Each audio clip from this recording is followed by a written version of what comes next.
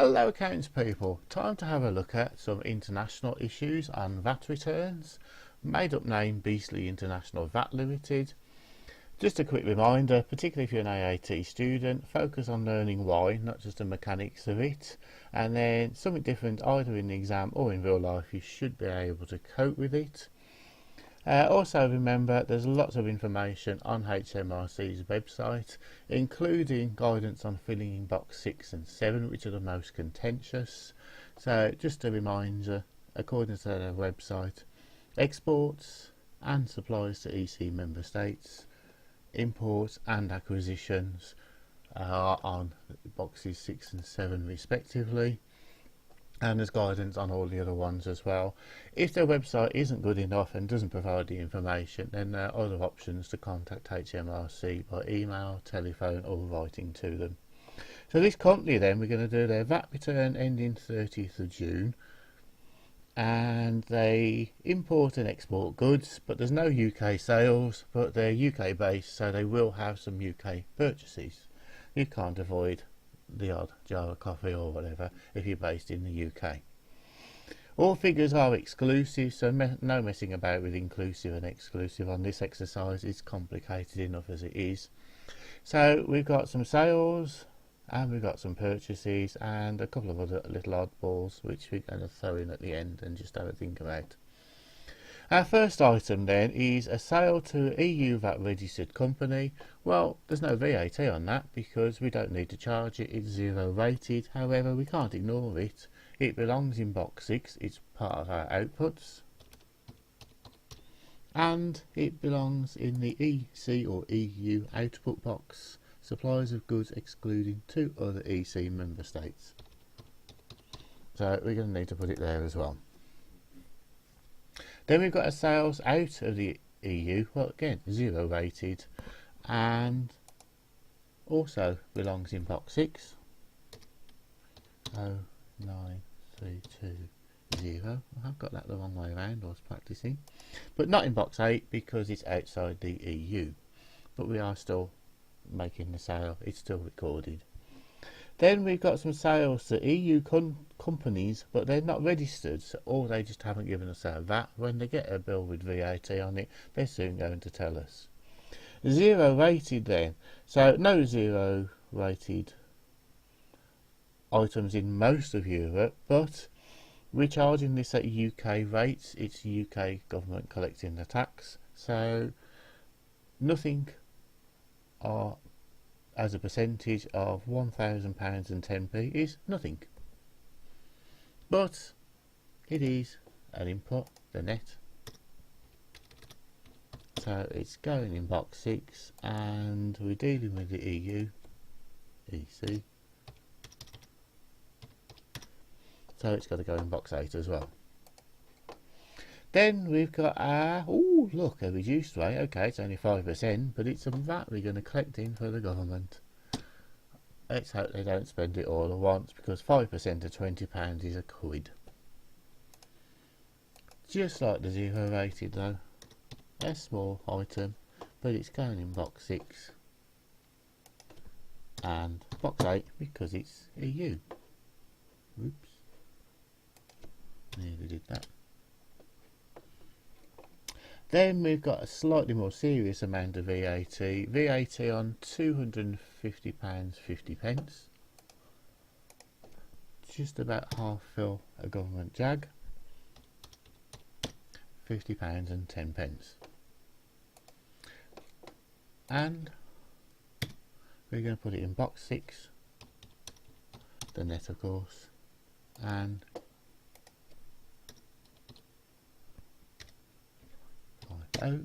we're going to put it in box 8 because it's EU. So that's our sales completed. Actually, we're not collecting them a huge amount of VAT on it, which of course will matter, which is why we're going to end up in a reclaiming position, as you would expect. But let's do some purchases. Routine UK purchases. UK daybook items on sales. Well, VAT on £100 and 10p zero rated is nothing, so there's nothing to claim back in box 4, but it's an input. It therefore belongs in box 7. UK, so we don't need to put it in box 9. £210 at reduced rate is, by my reckoning, £10.50. That's a quick top of the head calculation. So this is money we're going to want to claim back.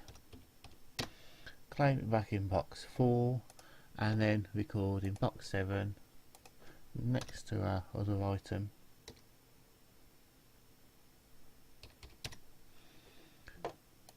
to purchase the input, but again not EU, UK. And then there's a nice big item here, VAT on £24,125, so 24125.2 is £4,825. We're definitely going to want to claim that one back. That's an apprentice's pay for the year. And 24125 is in our inputs. The net, of course, not the VAT or the gross. And then we've got another little item here. We've got a £9.99 zero rated. Nothing to do with box 4, there's nothing to claim. But it is an input, even if it's annoyingly going to round up to £10. It's going in box 7 like that for the moment, and then we'll do the calculations later. £80 at reduced rate. I'll save time. That is actually £4 in all counts. Claim it back in box 4 and put the 80 as part of our inputs total in box 7. Then 1900 £380 VAT to be claimed back on our standard rated items from our cash book. And then the net in box 7. So none of those UK purchases of course go in box 9, they're just in box 7 as inputs, and where there was VAT on it, not of course the zero rated 1, 2, 3, 4 items of VAT. So now we get on to the anomalies, the EU purchases, the acquisitions, to use the proper phraseology. So these we charge ourselves a liability in box 2 of the VAT on it at UK rates, and then we claim it back in box 4. So it has a nil effect, but it does go in the big sums, and there are inter-country adjustments every year to do so. So £1,000 times 0%, nothing, so nothing to go in box 2. It's an input though, so it's going into box 7 with all the other inputs, and it's now in the UK, EU, so it's going in box 9. And then we're going to need to work this one out. £65,000 and 25 pence, 20%, £13,000 and 5 pence. So this is what we have to declare in box 2, the EU acquisitions. There's now actually some VAT on it. There would be VAT on the reduced rate, except we haven't bought anything at reduced rate. But we're not going to pay it out. It's a free market, so we claim it back. It is of course an input. In fact, it's our biggest single input, £65,000 and 25 pence, and it is from the EU. So it's going in box 9 as well, and I'm doing very well for getting the right number of zeros on that. We've also got some imports as opposed to the EU acquisitions, so we would have paid the VAT due at UK rates as it came into the country. 0% of 200 is 0. We haven't got anything there. It would be 5% if it was there, and the VAT that we would have already paid is 20%, 0.2, £2,800, and because we paid it we can claim it back. So we're going to claim it back in our inputs as box 4, and of course it is an input, so we need to show the 14,000 net, but it's nothing to do with the EU, it's outside the EU, so it doesn't go into box 9. And then a couple of other little items before we can finish our item. We've got £12,000 which we charged the customer. They've given us an incorrect VAT number, so we did what we were supposed to do and charged them the VAT. It now needs correcting. However, it's over the £10,000 automatically adjustable item. Is it less than 1% of our turnover? Well, no, because £800,000 turnover, 1% of that is 8,000. So we can't deal with that one on the VAT return. It's form 652 or a nice letter trying to explain that one to HMRC, and that's going to take some serious explaining. We've also got a bad debt. It isn't just UK companies that can owe you a bad debt. It's a French one. French companies go bankrupt, just the same as companies around the world can go bankrupt. The debt is old enough. It doesn't tell us the credit terms, but that doesn't matter. It won't be more than 60 days if it's an EU transaction, according to EU law. So 12th of January 2005, add 6 months, add a month, add 7 months, that's the 12th of August. That's okay. Oh, but they're VAT registered. So how much VAT are we going to claim back? Well, nothing, because we didn't charge them any VAT in the first place. So that one's not going on our return. That's just there to catch anybody out. So now we've done that, we've done all our other figures, we can actually start putting the numbers into our VAT return. That one, I'm not going to need a calculator for. Nor that one, or a formula. That one, I'm going to use a spreadsheet. So there's £13,051, 15 pence output, and slightly more complicated numbers as usual on box 4. All the different items of purchases, the £10.10, 4825, the 4, 380, the 13,000, our biggest item, 05, and the 2,800 that we've already paid. Now we're going to claim it back. £21,019.55 of input. It is of course a reclaiming position because we've hardly charged any VAT because all our business is EU or outside the EU. Equals H10 minus H13, and there we are. There's the amount. We're going to get £7,968.40 back off the government. So now for our control figures boxes, just a matter of adding up all the right numbers. 119251 plus 209320. I've had trouble with that one.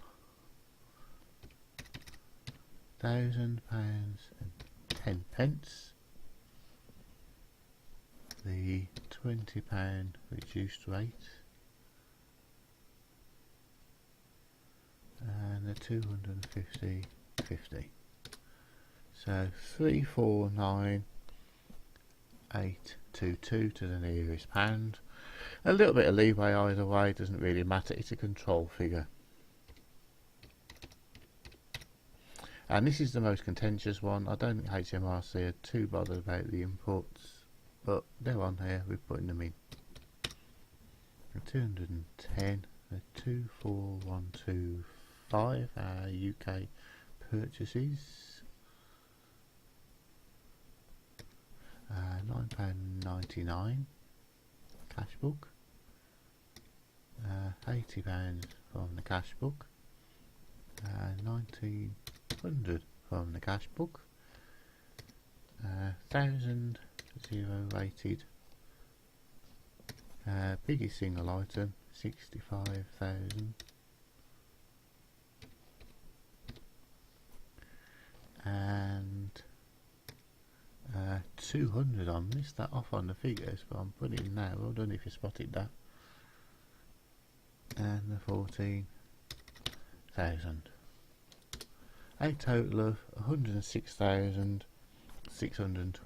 I better put this in just for records. That should have gone in there in the first place. And then box 8,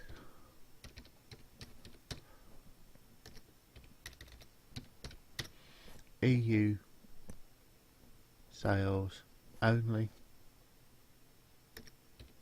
even if it's 20 quid standard reduced rate, and £120,522 to the EU in terms of sales. And then this one, 1,000 plus 65,000.25, 66,000, and that completes our VAT return with all our items. Appreciate there's a bit of contentious on here and judgments. You can Google that, but HMRC's website's clear, so I've done it as per HMRC's website, and I put in my 200 that I'd missed out.